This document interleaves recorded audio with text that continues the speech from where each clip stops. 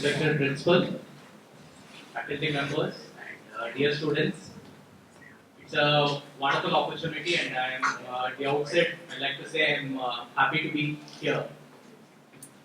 While I'm happy to be here, I also understand the challenge of delivering a lecture on a Tuesday afternoon, especially it's the toughest slot. Some of you who are sitting in front of me, whom I hope to see you in a blue uniform some years from now, will understand why I say so.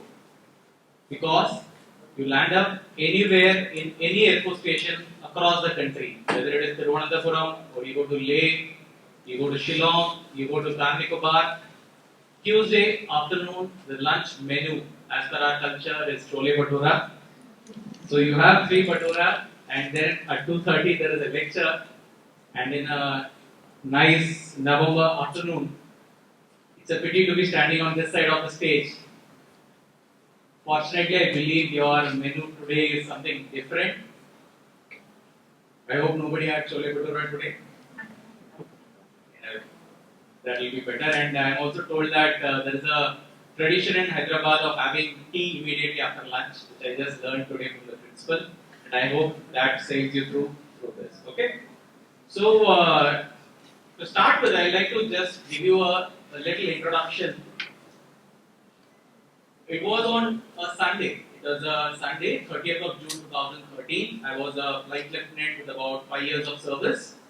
I was in Srinagar on a duty. Sunday, typically off duty. Afternoon, you are just lying down after a heavy lunch and just browsing the TV channels.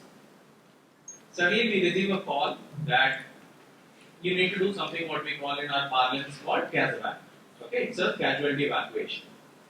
So, no other details or no, you just press up, go to your office, your aircraft, your men are preparing the aircraft. So, we get a call and it is like the initial messages, there are 5 boys stuck in a lake and please rescue them. So, now as a pilot, I'm foxed. I mean, if boys are stuck in a lake, use a boat. Why do you want a helicopter to pick up somebody from a lake? And now this is sketchy information. Okay, anytime you are in a disaster relief or disaster management, you'll always realize the first information is always sketchy. You don't know what is the complete picture. So now we are lost. Like when they say no, boys are stuck and there are no boats. So now the next question: how did the boys get stuck if there were no boats? How did they go into the water? And now we are trying to find out where exactly are these people. So people say they are in a place called Kulgam. So now Kulgam doesn't have a lake. Like I have been flying there in that area for quite some time. So maybe what you may call as a pond. Somebody we feel he calls it a lake, but when they realize what is so difficult to rescue from a pond that you need a helicopter. Information skills sketchy. Then somebody tells that these are young students who are just going to join college. Well, they just cleared their 12th or something similar, and they are waiting to. So they just went on a weekend trip, 1-day trip to a. They went hiking. So now again, now picture gets further darker. There is a lake. There is somebody who is hiking, and they want to water. How did this happen? So we are surprising. So we don't get now without knowing where to go. How do you fly? What do you know? We just know 5 people are in distress. This is the only clarity. And now, if 5 people are in distress, they are out of touch. How do you get the information? Again, sketching. Thereafter, what happens is, okay, then typically I put myself in the position of a person. Okay, if I am the class 12 student, what will I do? So I Google. Okay, weekend getaways from Srinagar, hiking. So I find there is a lake called Concert Naam. Now this lake is at a height of 12,000 feet, which is the lake itself is on top of a mountain. That's what you can see. And there is a beautiful lake, and typically it's about 30 kilometers from the place. What they were referring is Kulgam. Kulgam is the base, and this lake is on top of a mountain. So then somehow the picture falls in line, so we take off. And what happens? I'll just show you. What happened? So we got airborne, me, with one more officer, with Captain Manshuk Saxena. Incidentally, he is also posted in the same college. So we reach there and we find there are 5 people who are floating on a piece of ice. What had happened? They were walking along the lake. There were 6 of them. One person was little, maybe the fat guy, so he couldn't catch up. 5 people were ahead. They were so busy clicking selfies, they didn't notice that the entire chunk of ice which they were walking had actually broken off and it was started flowing on the water. By the time they were happy, completed the selfie, they realized they were about 50 feet from the shore and no way they could reach. There is no mobile in hills, there is no connectivity, there is no telephone, there is no population around. Fortunately, the 6th person who was left behind, he had to now trek down all the way 30 kilometers, reach the nearest telephone and inform us. In this all this bargain, it took about 6 hours from the time the ice got detached and by the time we could rescue. This video was made by one of the survivors. I thought I will show it. Otherwise, once you go back, you can see this in YouTube. It was made by the survivors and it has been uploaded. You can Google for Osmania rescue. So the point is, what challenges or what is so interesting is, in minutes from just lying down watching a boring movie, things can get as adventurous as going into the unknown. Just with one hope that there are 5 people who hope that they can be rescued. Once we spoke to those people, they realized that the ice, it's like the piece is as big as this glass. 6 hours before, the piece was this big. Now with sun, the ice is melting. So slowly you can actually see the place you are standing is diminishing in size. So that was the significance. Probably if we not hit the spot, we would not have been able to rescue them. So this is a part of my journey which my uniform afforded me this kind of an opportunity to be part of such an adventure, which is both exciting for me as an adventure and also fulfilling as a person that I had been responsible to save the life of 5 individuals. And the list is long. I have flown about 2000 plus hours of flying. Now the list of people whom I have directly rescued is very high. But finally, the satisfaction which stays with you, it's huge.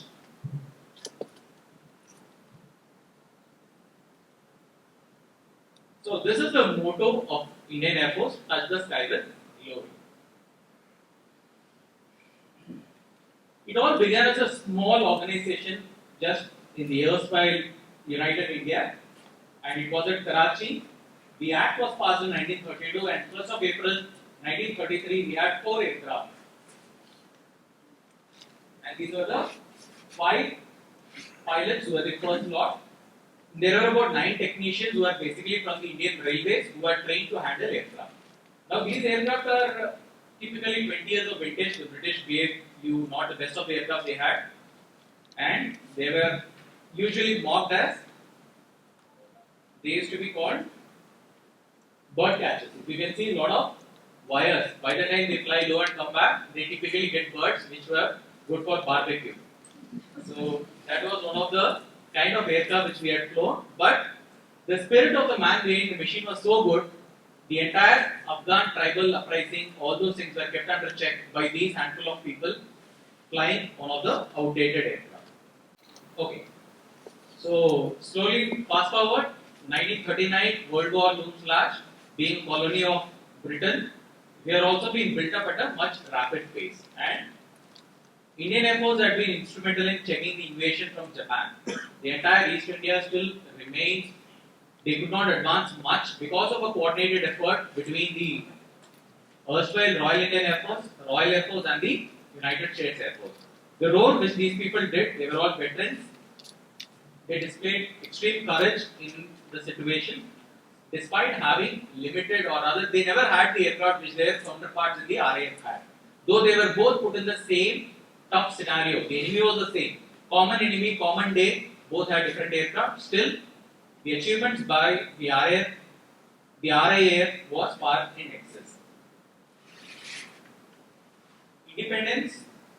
Immediately after independence, we had the first security threat which we faced as an independent country. That is the 1948 war, which not many people talk of. It is a kind of the first of the attacks at subconventional aspects, wherein group of tribals or invaders were infiltrating.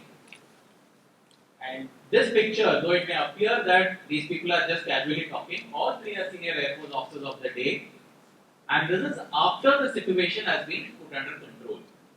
The enemy was at outskirts of Srinagar. It was only when the final political decision was given, the 1 Sikh regiment of the Indian Army was flown directly from Delhi to Srinagar, and they reversed the situation. They drove back all the invaders out.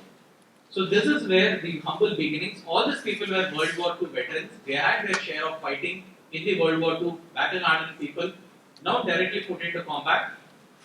And we should be thankful to them for the kind of geography of India that we see today. Without the efforts of certain courageous leaders at that instant, probably Srinagar would not have been with us without the supplementing of the Indian Army at that instant. Same is the case of Ladakh. It's very interesting. The time they landed in Ladakh, it was the first ever time an aircraft, not in India, in globe, all over the world, has ever attempted a landing at this height.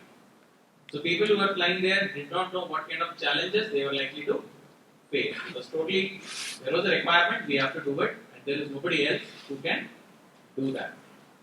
This picture, I don't have to speak much. Everybody is extremely familiar with this. But from this audience, I'd like to know what was the last incident which led to their immediate surrender, if anybody is familiar with that. Pakistan did one of the, the highest number of prisoners of war ever surrendered, 93,000 prisoners of war. If someone can highlight what made them accept immediate defeat. Anybody familiar with that one incident? Anybody from the audience? Just try. Just what was that incident beyond after which they quickly surrendered? They said no more fighting. Our army has went to catch the Karachi. Lahore. We went to Lahore capture. No. Okay, there was a meeting in the governor house in East Pakistan, that's Bangladesh. The governor and their group of ministers and all the senior officials were present there. There was an Air Force aircraft which fired 4 rockets into that building, and people surrendered. People signed the surrender at the back of a paper napkin kept in that building. They didn't even wait for any official means. You hit directly at the heart of decision making. Their decision is instantaneous. War did not end elsewhere. You just hit the top man. They surrendered right then and there. So I represented an organization which could bring things to a quick decision, and we have written history wherein in 2 aspects, the largest number of prisoners of war and somebody who could actually cede away so much of territory has never happened post Second World War.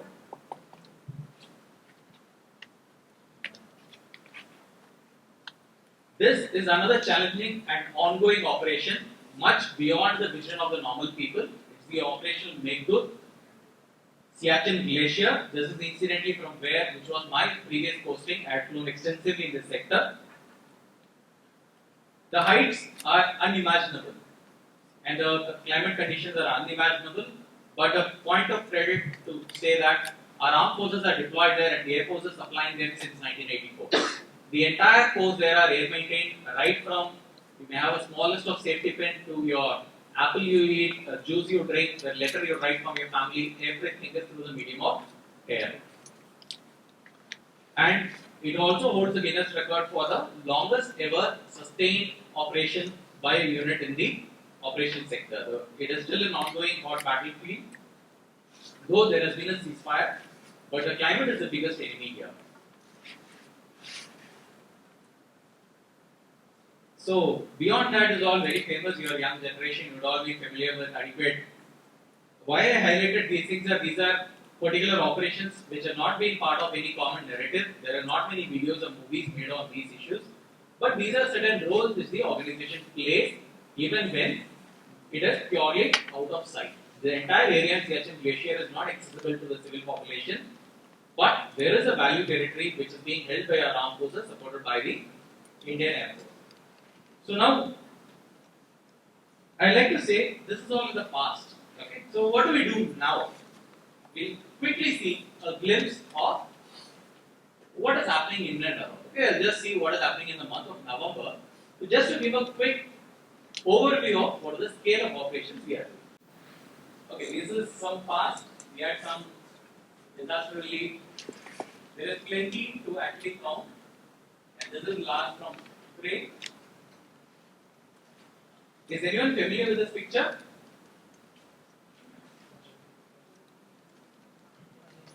This, this is a picture from yesterday. The rescue of the survivors in the Uttarakhand tunnel. These are the special equipment which are being flown by the IFC-17. Incidentally, you can see this in today's images in news, which says how time critical the rescue was, and without this particular force with us, would you have been able to achieve that? A global glimpse in one frame, what we are doing in November. Top left, Dubai, we find Wing Commander Vyomika, another helicopter pilot, with a foreign officer interacting at Dubai Air Show. There are two more officers from the Air Force display team, both women officers. There has been an earthquake in Nepal, which claimed the life of more than 150 people. We have supplied we were one of the first responders internationally, and there we are loading our aircraft to supply the victims in Gaza by landing an aircraft at Egypt. So across the globe, even in a single week, you can see the width at which we are operating. So what if it's happening outside? What do we do on a regular day inside our country?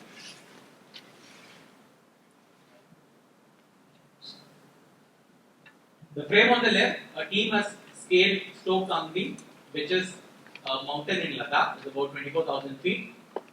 On the right, we are training jointly with the Indian Army in practicing for what we are actually exist in uniform to prepare for the next war. And below, we also contribute to nation building in terms of conduct of elections in Naxal areas. A total of 8 helicopters were deployed to support elections in 43 locations. Okay. So just to quickly sum up,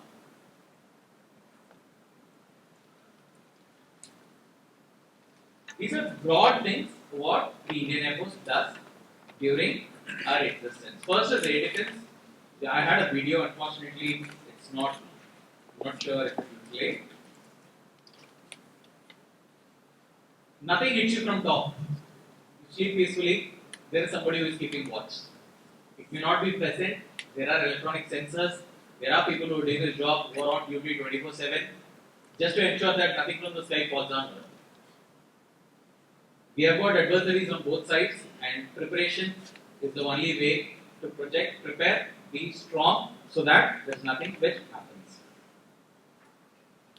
So quickly we will see what it takes if you want to be part of this interesting career.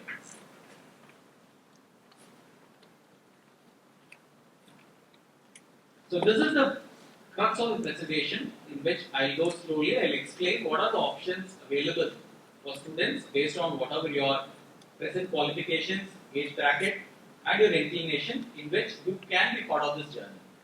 Remember, I like to say that it is not a job. If you are looking for a job, Air Force is not an option. It is a way of life. It is a complete package in itself. It's a way of life. So you can't typically compare that this is a job, what are my benefits? No. It's a separate way of life. You get tagged separately, you are viewed separately. There is a way in which the society treats you once you go in a uniform. We'll see one by one subsequently. In the officer cadre, we have two kind of commissions. One is a permanent commission and the second is a short service commission. For permanent commission, you have a pensionable service beyond 20 years.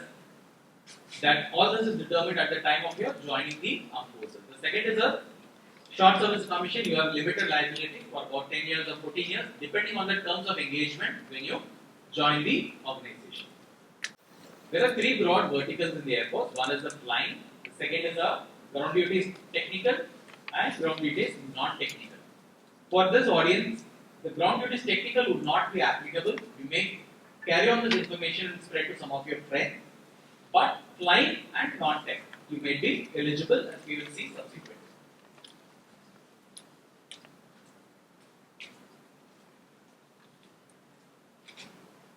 These are the broad three verticals. You have a fighter stream, you have a helicopters, and you have the transport aircraft. All this is not at the time of joining, however, after your initial training.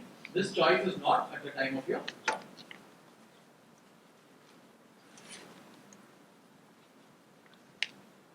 The NTA would not be relevant at the moment. You may have to view the subsequent age bracket for this audience.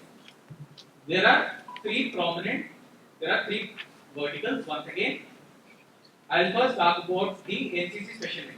If you have a NCC Airman C certificate, there are vacancies released every year based on which you can apply. You need to be a 20 to 24-year-old at the time of joining, and whether it is a short service or a permanent commission will be as per the vacancies released in that particular period. Every 6 months this keeps changing. At times you may have a permanent commission, at times you may have a vacancy in the short service. The second is if you have a graduation with, you can see the exams, we'll see subsequently for the non-tech.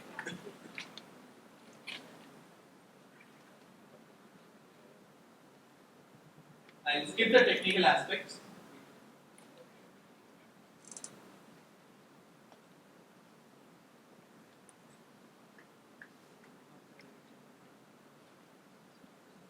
So these are the branches where people from the non-tech background are eligible. In the administration, we have administration air traffic controller, that's a separate branch. Fighter controller, those who conduct the long campaigns of fighter operations. And there is a pure administrative branch. Pure administrative branch is basically the ones who take care of the human resource management, what we call HR in the corresponding corporate world. They take care of that.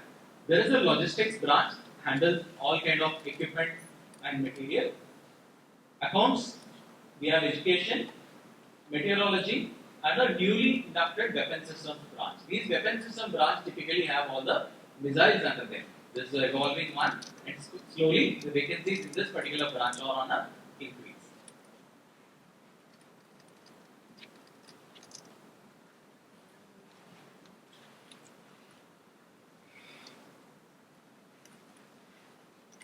I'll be leaving the presentation here, and all the details will be available with the coordinator. We'll be sharing with them. You can note down, and you can check your individual availability in this.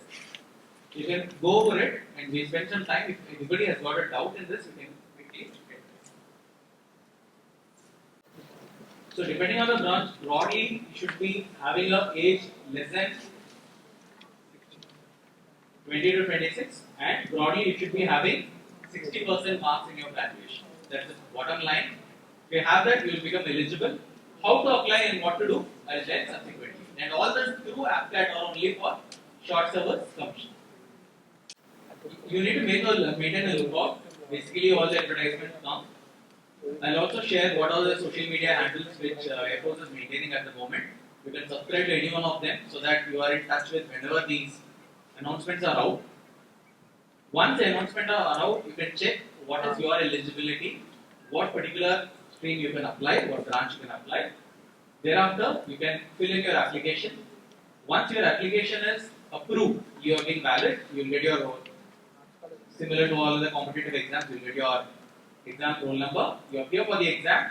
Next, followed by the exam, all those who make it in the merit in the first exam, you will be called for the Air Force Selection Board.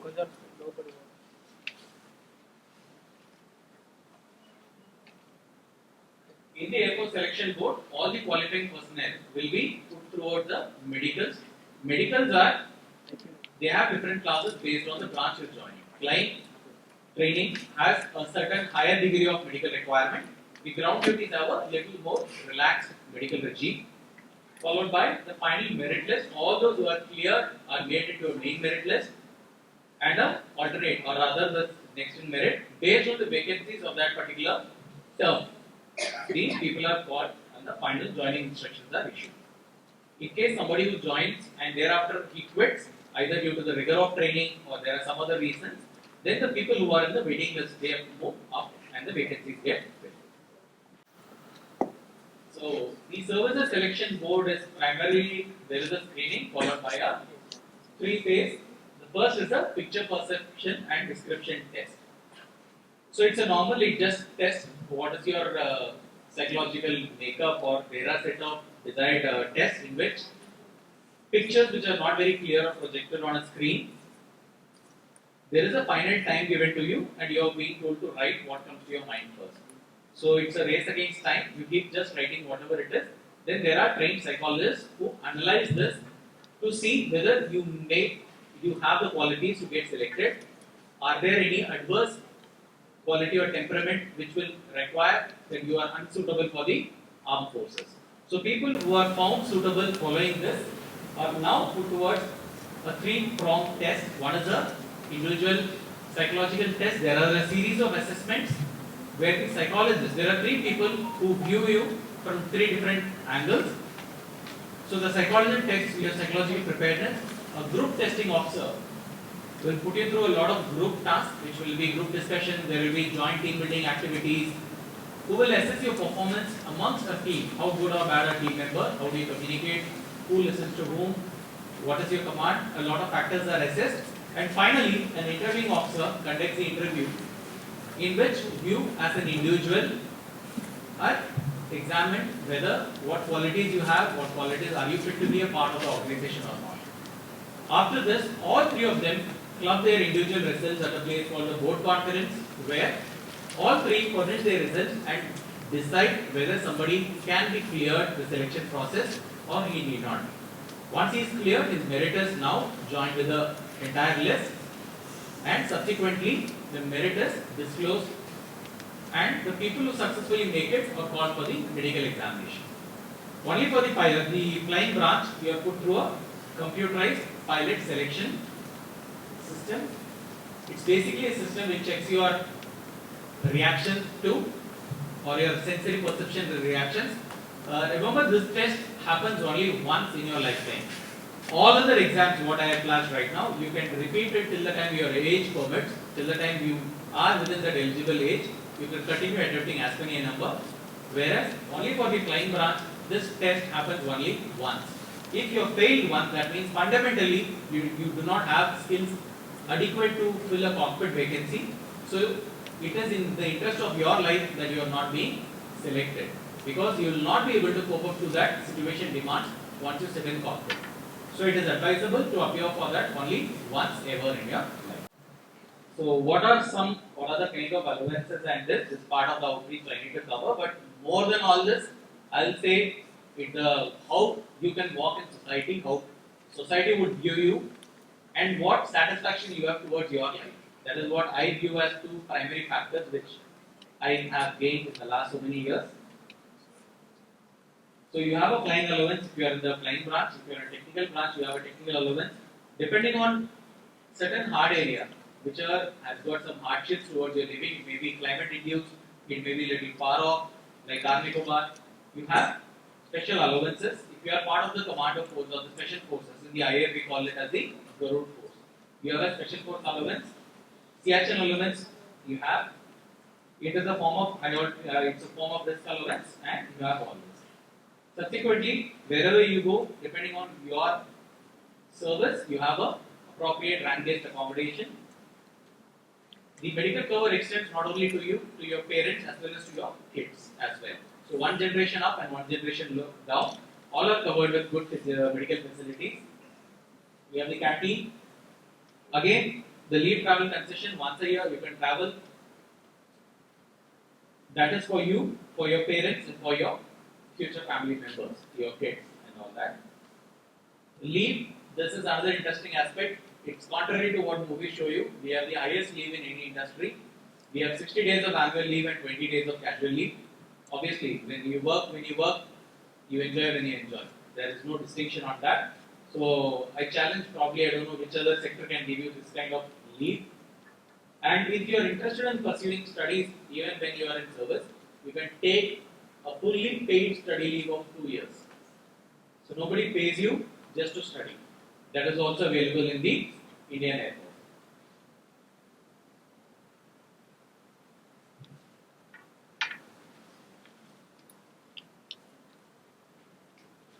So like I said, while the job itself is an adventure, we also have dedicated adventure activities.